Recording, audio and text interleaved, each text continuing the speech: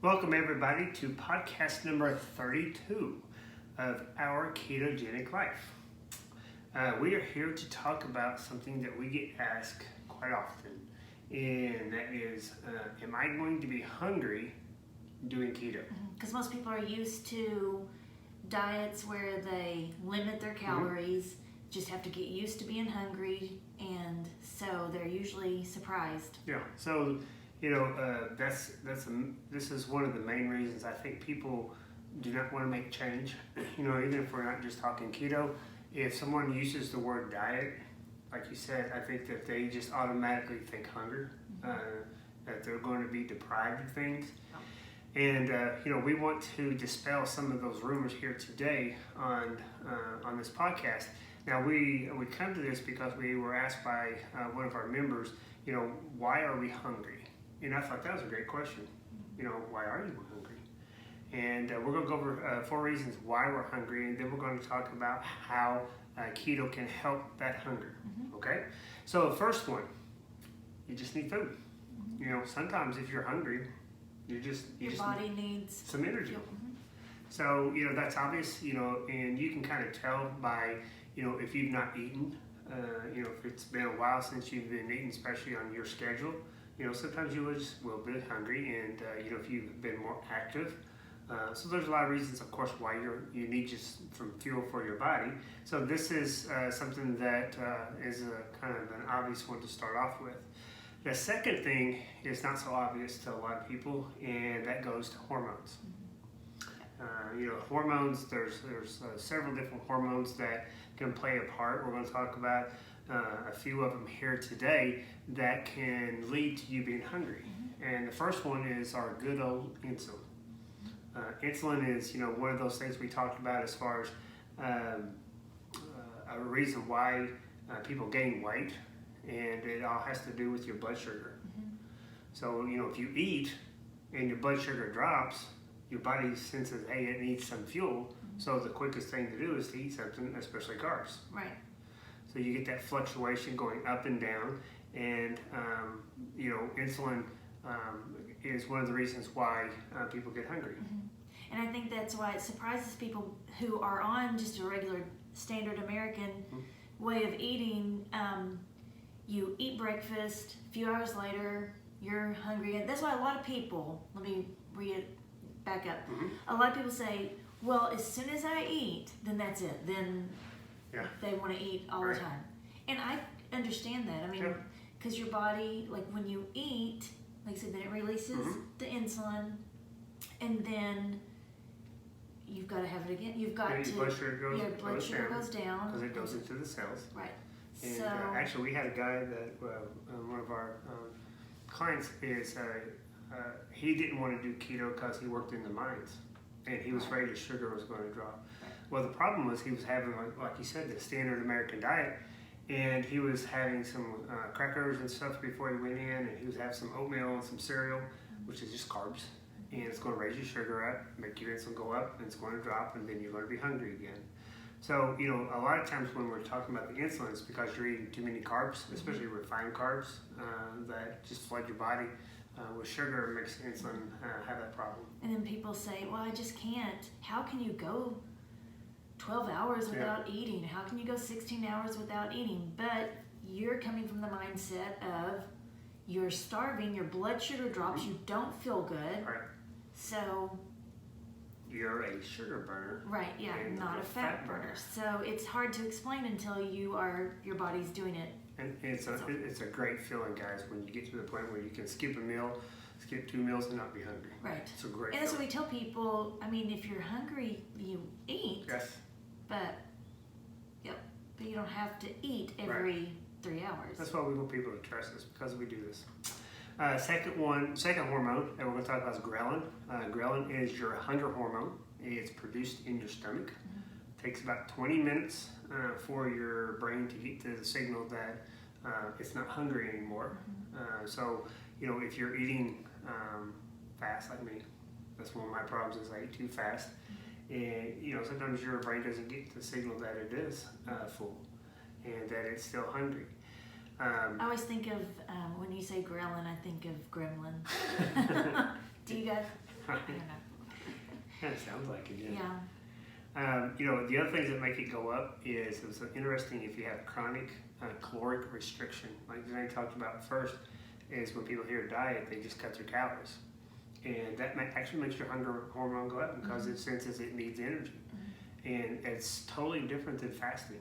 When we do intermittent fasting, we are not eating less, we're just eating less often. You're still getting in your calories, which we try to tell people to kind of get the calories out of your mindset. Right. You're going to count the grams of fat, grams of carbs, grams of protein, and there are calories in those grams, but we're not necessarily worried about those if you're getting your macros right, eating the right foods. Right.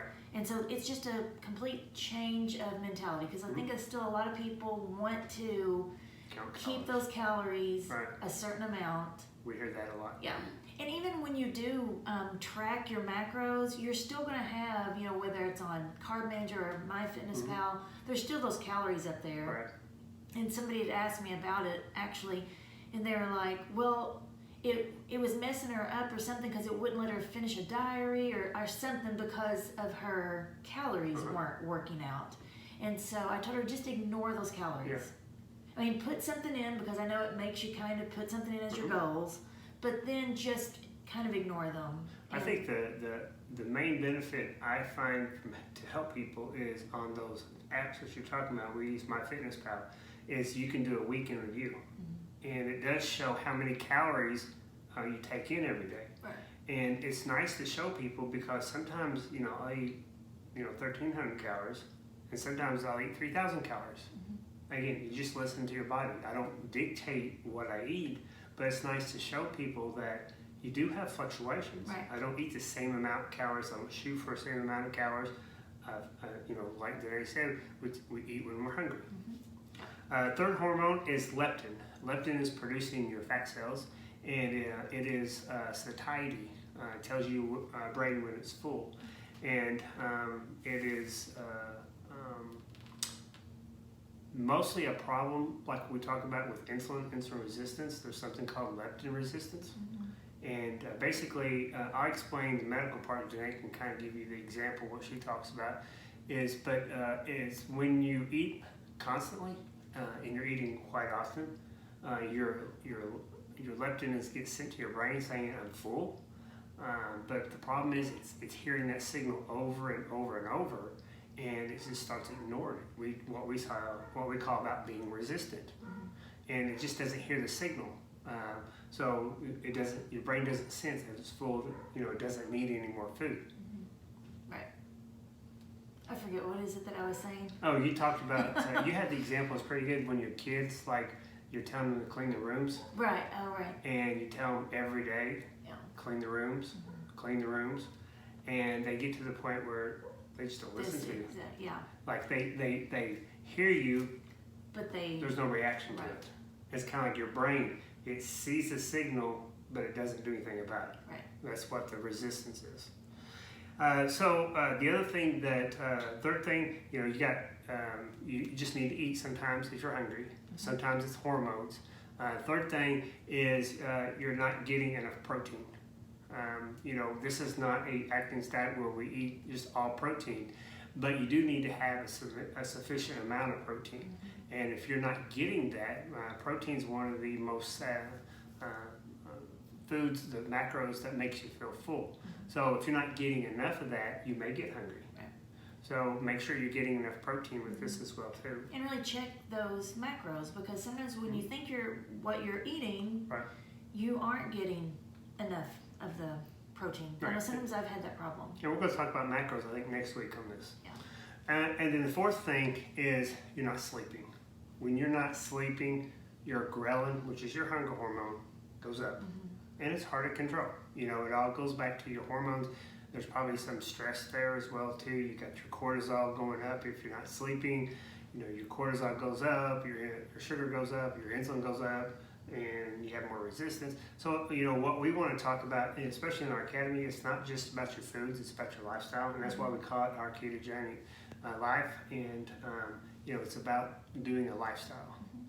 So, to now move on to how does keto help your hunger?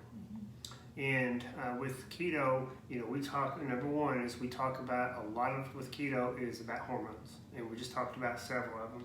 But there's cortisol we talked about, there's thyroid, there's your adrenal hormones. So the first thing is realize that sometimes, if you're not hungry, or if you've not eaten, or if you have eaten, and it's not because you need food, it could be hormonal.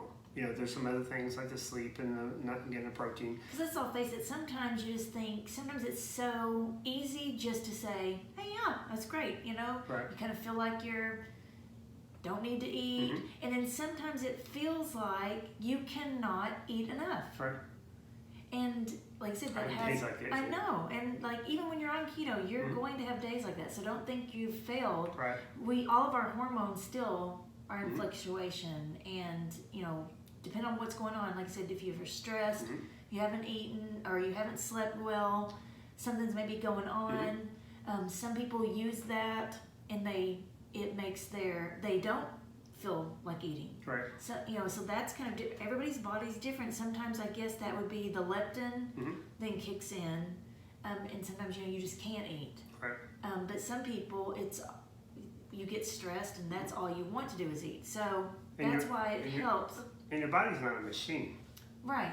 What it's doing right now, 2 weeks from now, it's going to be different. Right. Yeah, it's not like a formula that you can say A plus B equals C, and that's just all you do for the rest of your life. Because, it's not. how you slept the last 2 days, and, may have slept terrible. Right. And in a couple weeks, you may be sleeping well, and things change. Right. No. So, and that's why it's good sometimes to have a guide to get you to where you want to go, because there's so many different factors, and we've helped enough people to know to kind of figure out which is for each person, and because there's different clues as far as different things. Keto, how does it help also? Number 2 is sleep. Most people who start keto sleeps. We just had actually a new member join us this past week, and we were talking about his sleep actually on the phone. And one of the things he filled out on his questionnaire was he has trouble sleeping. But he started following our plan loosely. He's not even close to being what he should be. And coincidentally, I don't know, but last 2 nights before we had our talk, he slept well.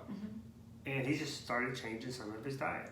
So keto helps with your sleep. So if sleep disturbances can cause you to be more hungry, that's another way that keto can help. Yeah. Unless you are a hormonal female, that sometimes it takes a while. Okay, so everybody's guys are so much easier.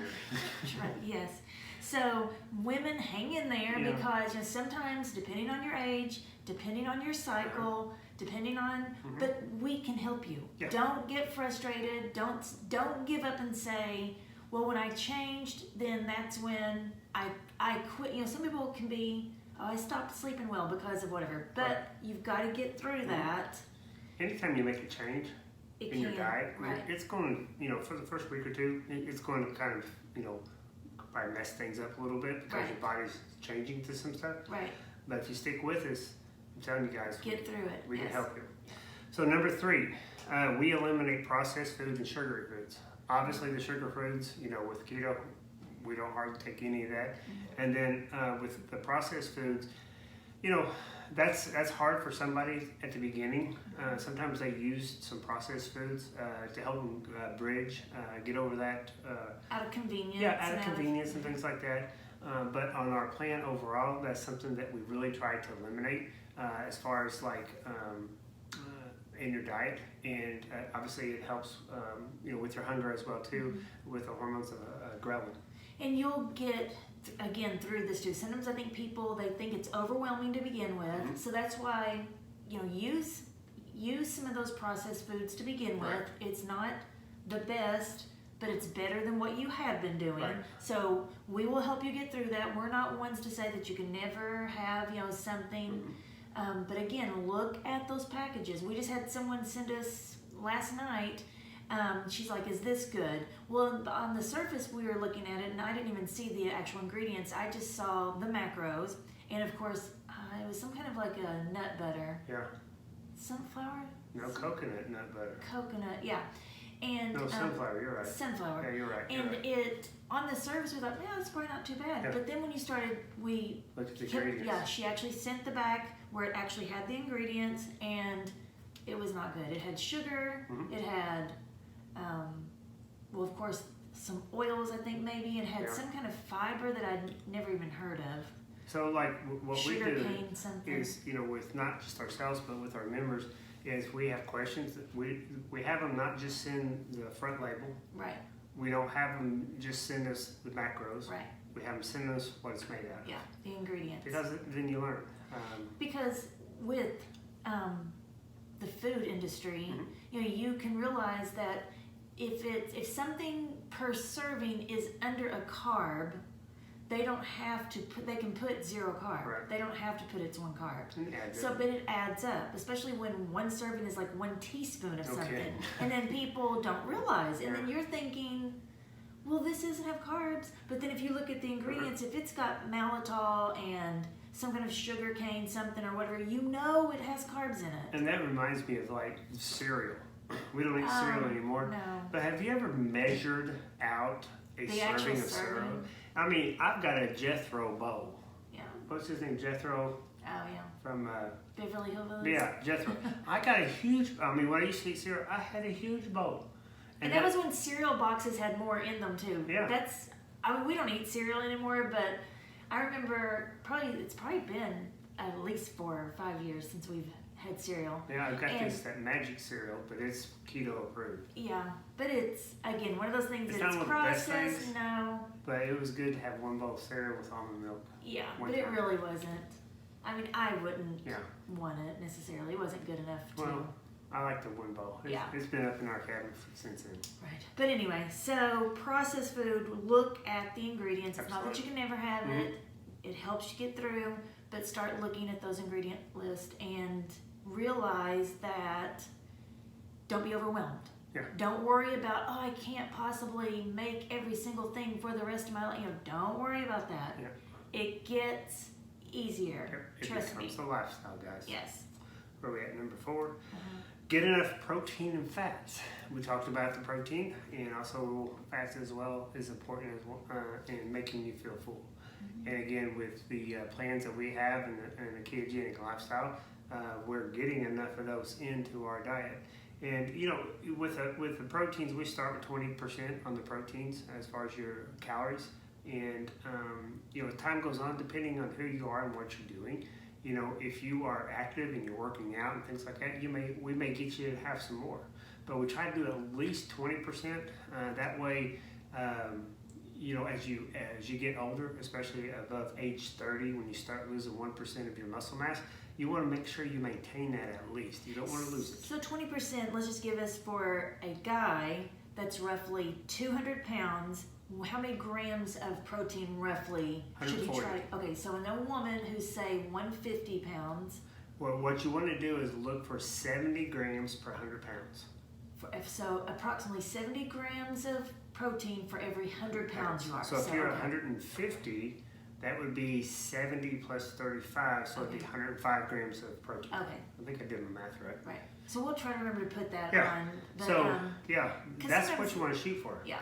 So if you can kind of get that, and then if you do your macros right, more than likely you're going to have 1 gram of protein per 1 gram of fat, and then you know, your carbs. If you're just starting, especially, and you're not finding your carb tolerance, your carbs are going to be around 20.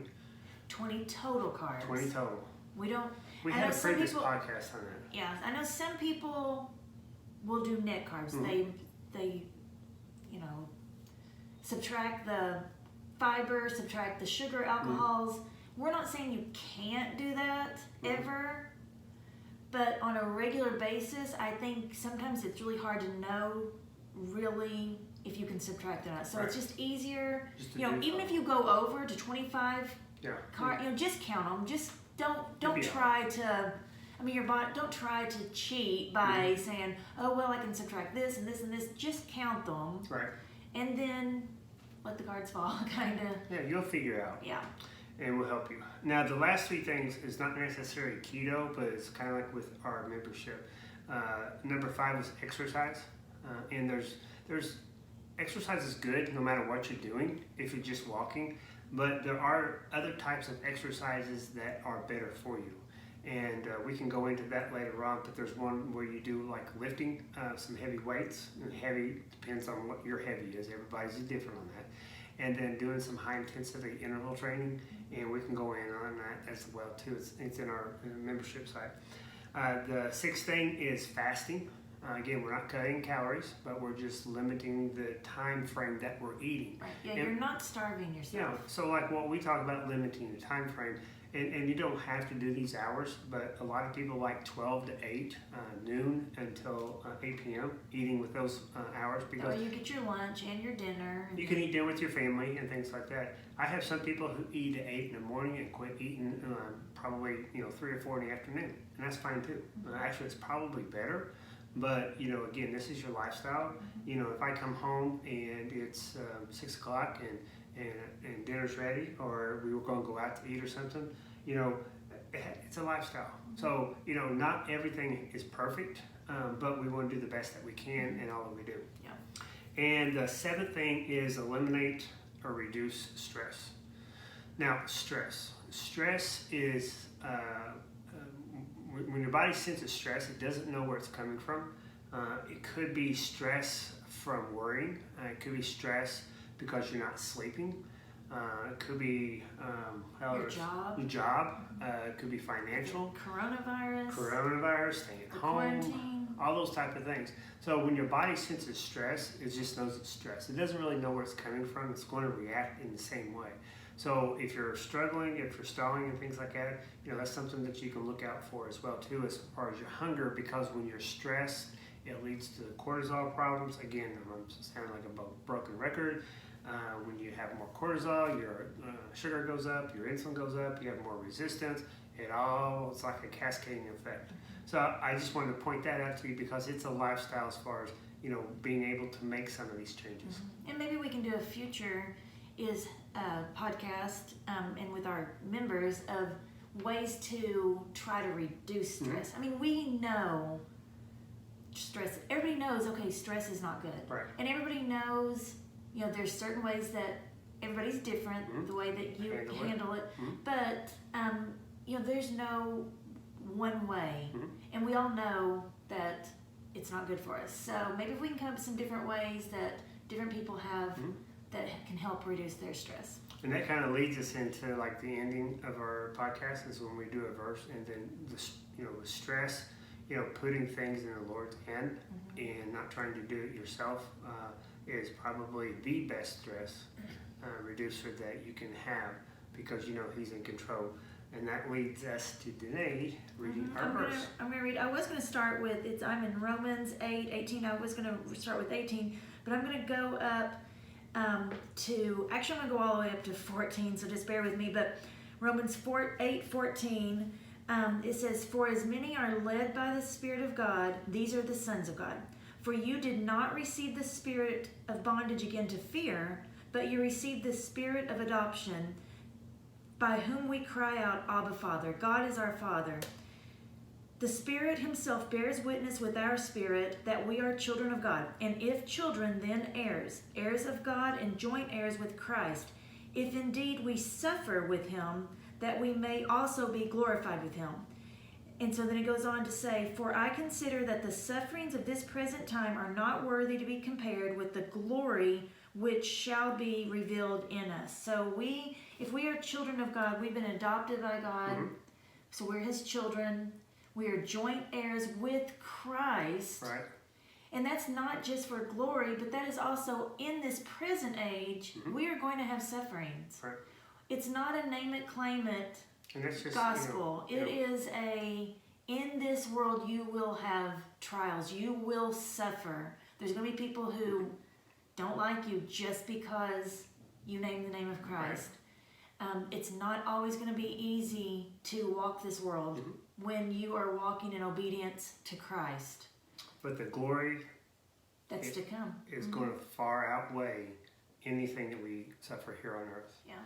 And we just want to encourage you. Again, we talk about your health, we talk about your stress, we talk about sleep, we talk about a lot of different things as far as affecting your life, affecting the way you do your ketogenic life. But what we want to really stress is, keep the main thing, and that's enjoying Jesus here and enjoying Him forever. So, thank you very much. Remember, be fit and be faithful, and we will see you guys next week.